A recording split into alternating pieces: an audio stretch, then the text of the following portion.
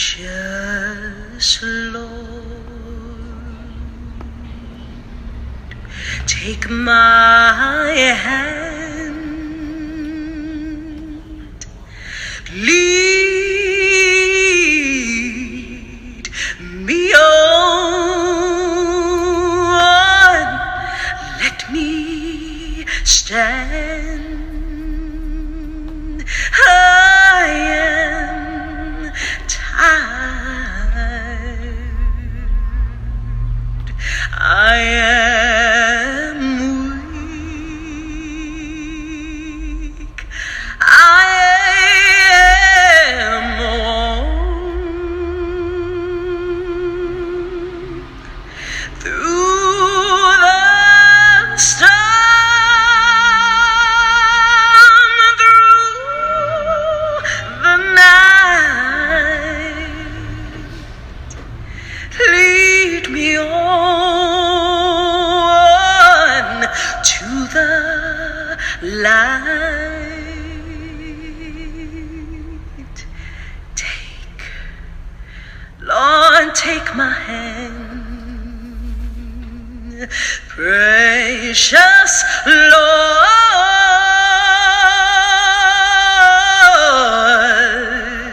and lead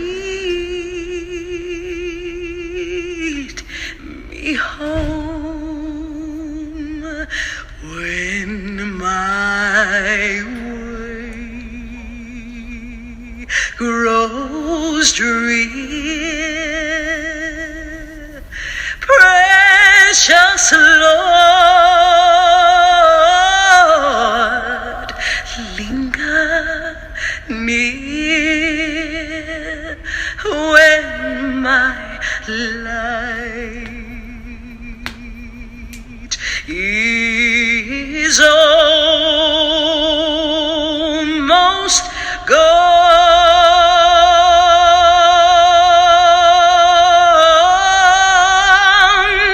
At the river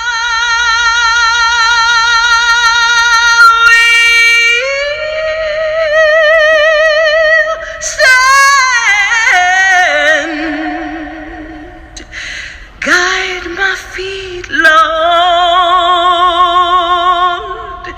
Take, Lord, please hold my hand. Take my hand, precious Lord,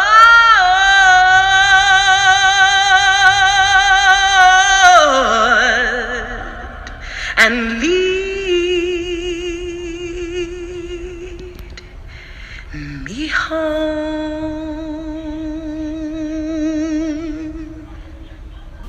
And now we're home. At the National Museum of African American History and Culture, which was not designed with any flaws. The outside of the structure symbolizes the African queen's crown. The higher her crown, the more prestigious she was. This wall consists of hundreds of donors that helped fund this amazing structure. Also, there are nearly 100,000 chapter members like Walmart, Oprah, Bill and Melinda Gates, Tyler Perry, and many more.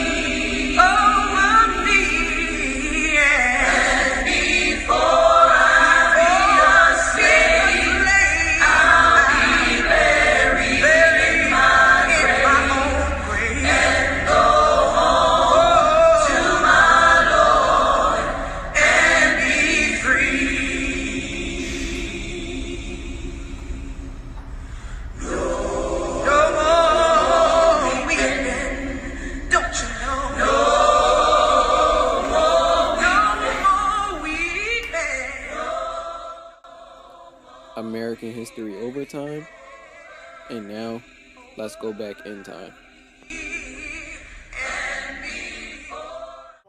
ending of the importation of slaves from Africa for the purpose of slavery in America. 76, the beginning of America. 1565, the founding of St. Augustine, Florida. 1400, the beginning of European slavery. In the 1400s, many of the nations that would dominate the transatlantic slave trade did not exist yet. In fact, the slave trade was essential to the development and the wealth of each nation. 4 nations invested most heavily in the forced migration of 12.5 million African people. These nations include Portugal, which transported 31% of enslaved people, the Netherlands, who transport 6%, England with 40%, and France with 18%. Convergence of cultures. In 1441, the Portuguese completed the first successful European voyage to sub-Saharan Africa. Africa was not unknown to them. For centuries, scholars had traveled to Timbuktu to study at the acclaimed university there, and traders spoke of the overland routes where wealthy and well-organized countries controlled access to gold, salt, ivory, and textiles. Encounters with the peoples and nations of West Africa persuaded Europeans to sail further down the coastline to trade, convert, and if possible, conquer. In the 1400s, national boundaries did not exist as they do today. African and European peoples had traded for centuries across the Mediterranean, exchanging diverse goods, cultures, and knowledge. An Atlantic world was forming that connected people and ports along the Atlantic Ocean's rim. By the 1600s, an unanticipated shift took place. The primary commodity became enslaved African people. Sugar was sweeter and more powerful than gold. Unlike gold, sugar can be grown on the land, which means you could produce and sell as much as you like. If you had the money and needed something to be grown, you would typically go buy slaves and start your plantation. The crazy thing is, life expectancy for the slaves on these early sugar plantations was about 7 years, and the mortality rate was about 30%. As the sugar became more demanding, plantations grew larger and demanded more slaves, plus they were dying off of it. These next clips talk about the conditions of slavery. The heat of the climate added to the number in the ship, which was so crowded that each had scarcely room to turn himself, almost suffocated us.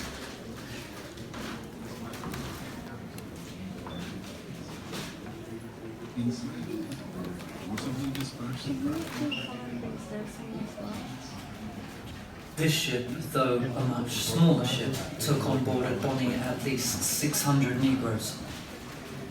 By purchasing so great a number, the slaves were so crowded that they were obliged to lie upon one another. This caused such mortality, nearly 1/2 of them died before the ship arrived in the West Indies. The officers are permitted to indulge their passions, sometimes of such brutal excesses as disgrace human nature.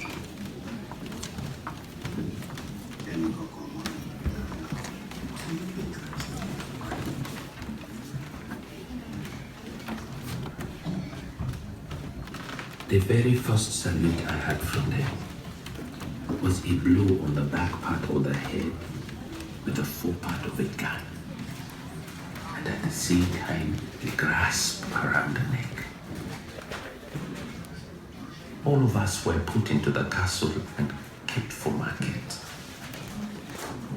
I and other prisoners were put on board a canoe under our master and rowed away to a vessel belonging to.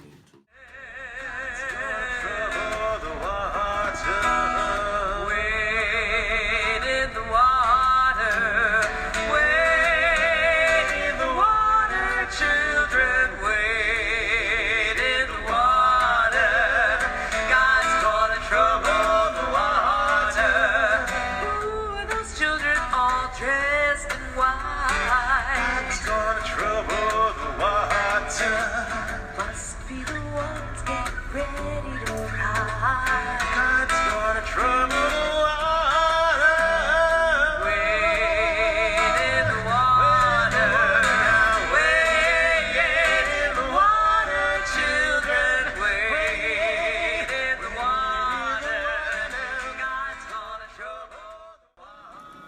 A global trade. The transatlantic slave trade was a massive endeavor with a global reach. It involved ports throughout the Atlantic world.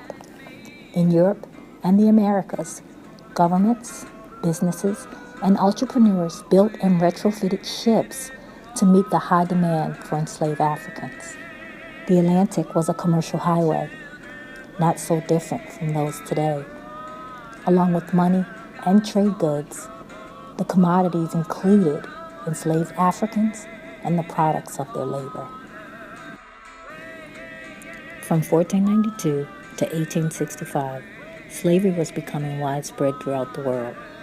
Here are some of the nations who once owned slaves. God's gonna trouble the water. God's gonna trouble. Yeah, yeah, you know God's gonna trouble. Yeah, yeah, yeah. God's gonna trouble the water.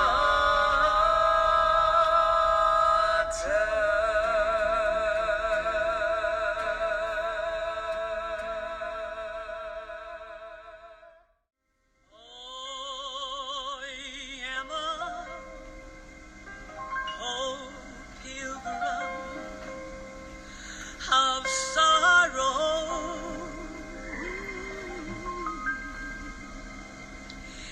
and I'm left in this old wide. And now we move on to the American Revolution. After the Revolutionary War, a new nation was formed. The uncertainty of an African American soldier was still present.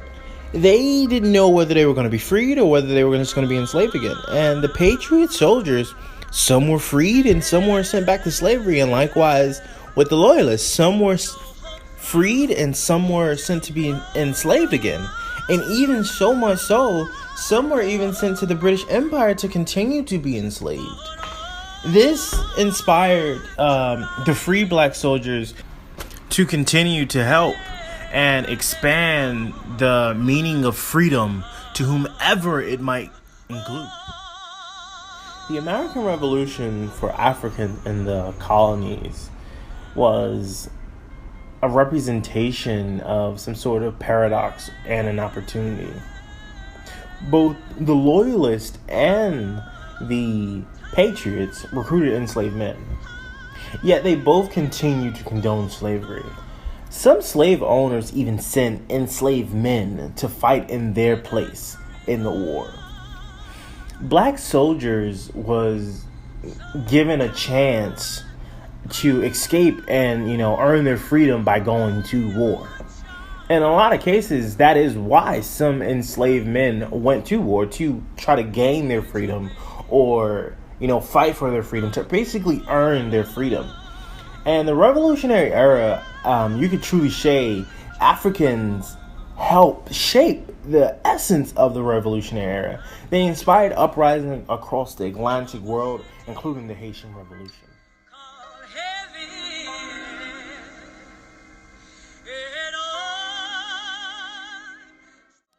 The domestic slave trade. On January 1st, 1808, a new federal law prohibited the importation of enslaved people into the United States. This opened up a massive internal slave trade. Between 1820 and 1860, as cotton cultivation expanded westward, roughly 1 million people were taken away from their families to vast plantations along the Mississippi River Valley. Enslaved blacks were also bequeathed to relatives or moved as planters looked for new land. This immensely profitable trade in humans and forced migration had financial, political, and demographic repercussions still felt today. This gave way to the age of the Black Revolution, which for short is also known as the spirit to fight. Benjamin Banneker's life is shrouded in mystery. He was born a free man in Maryland in 1731, but had very little schooling. He taught himself mathematics, science, and literature from borrowed books. Using his knowledge, he constructed wooden clocks, compiled almanacs, and advocated for abolition. He also participated in the initial land survey of the District of Columbia. Banneker was successful at a time when African Americans faced harsh social restrictions, limited economic opportunities, and mounting hostility from whites.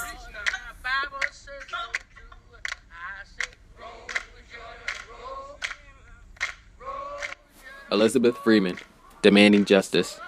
Elizabeth Freeman, known as Mom Bet, was born into slavery and was one of the first people to successfully sue for her freedom in the new nation. Freeman was a Revolutionary War widow enslaved by John Ashley, a powerful Massachusetts attorney, when she overheard a discussion about the Massachusetts Constitution. She seized on its guarantee of liberty to bring her lawsuit. Her claim to freedom changed her life and helped to end slavery in Massachusetts. Phyllis Wheatley. During the Revolution, Phyllis Wheatley was a household name, famous for having published poems on various subjects, religious and moral, in 1773. Wheatley was about age 7 when she arrived in America in 1761, after being kidnapped in Senegal and sold into slavery. As an enslaved girl who has mastered classic English, Latin, and Greek, she was held up as a symbol of achievement by the international anti-slavery advocates. Once free, she and her husband, John Peters, faced persistent poverty despite their talents. In the late 1800s and moving into the 1900s, stereotypes become widespread and more part of the American culture. They were targeted against certain groups of people and were developed when others couldn't or weren't willing to gain all the information to make fair judgments. White Americans often try to justify their actions towards African Americans using these stereotypes. The question is why? Well, simply, this is what they were exposed to. White Americans across the nation back then saw stereotypical images almost everywhere. These were in advertisements, comic strips, books, movies, propaganda, and even toys and household figurines. All these things depict African Americans as slow, lazy, untrustworthy, childlike, and in need of white people's guidance for their survival. These stereotypes were developed out of fear for this group of minorities, and in result, caused the majority to discriminate and segregate from them.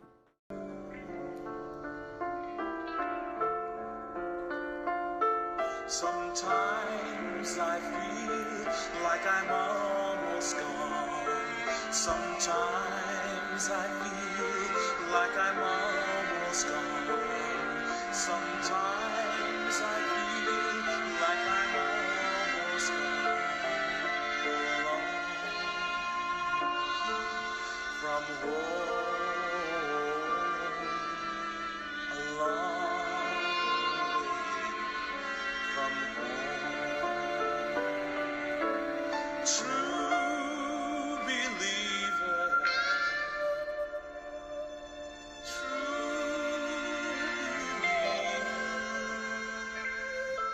a long from home.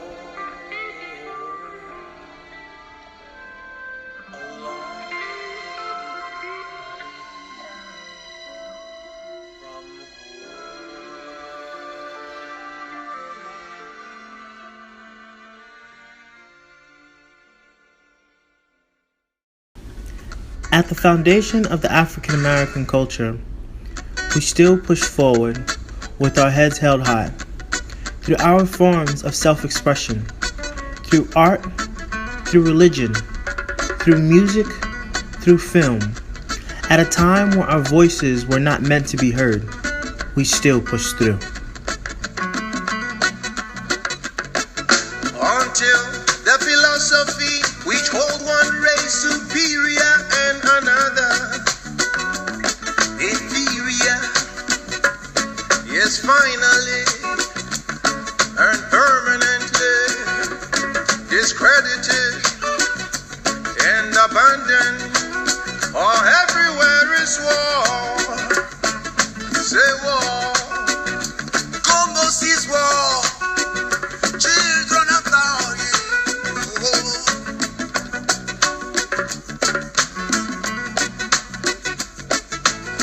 Until there are no longer first class, second class citizens of any nation. Until the color of man's skin is of no more significance than the color of his eyes. Everywhere is war. War.